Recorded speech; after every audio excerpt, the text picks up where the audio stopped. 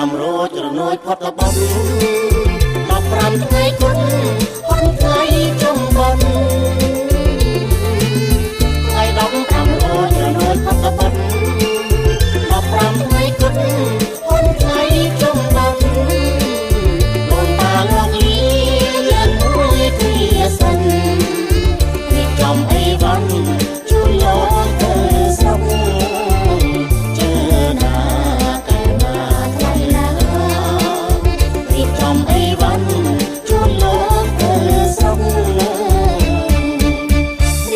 អង្គរមកសណ្ដែកត្រីរកទាំងសាលីចុងនៃចំណុករៀបស្រូវអង្គរមកសណ្ដែកត្រី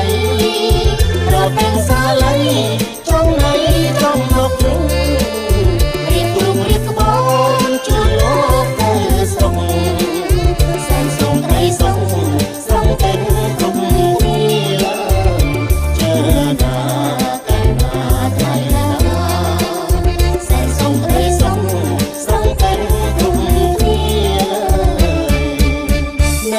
ជូនបាយឆ្ងាយជូនអង្គ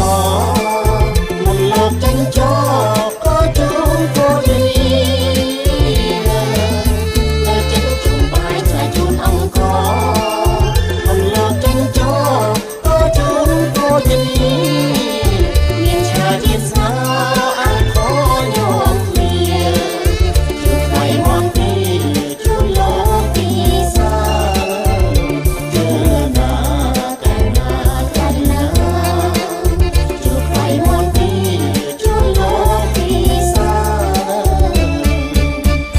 សោស្កំស្គាល់ហាក់ហល់ហើយណូកូនចៅសូមពរជីដូនជីតាសាសោស្កំស្គាល់ហាក់ហល់ហើយណូកូនចៅសូមពរជីដូនជីតាសូមបានសុខក្នុងក្រុមគ្រួសារបានភពផល្លា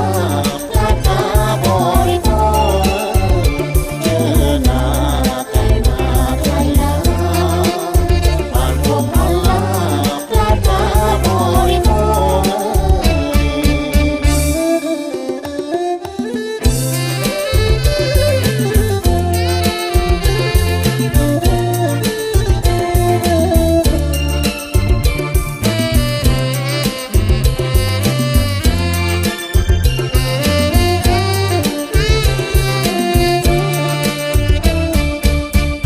ចិត្តជូនបាយឆ្ងាយជូនអង្គ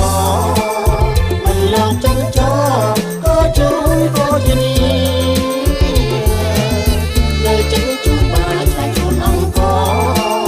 មិនលោកចេញចោក៏ជូនក៏យាមានឆាជាស្នោអង្គញោមគ្នាជួយថ្លៃមកទីជួយលោកពីសាជឿណា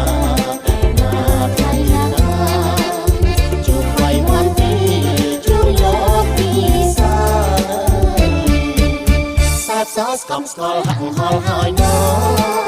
កូនចៅសូមពរជីដូន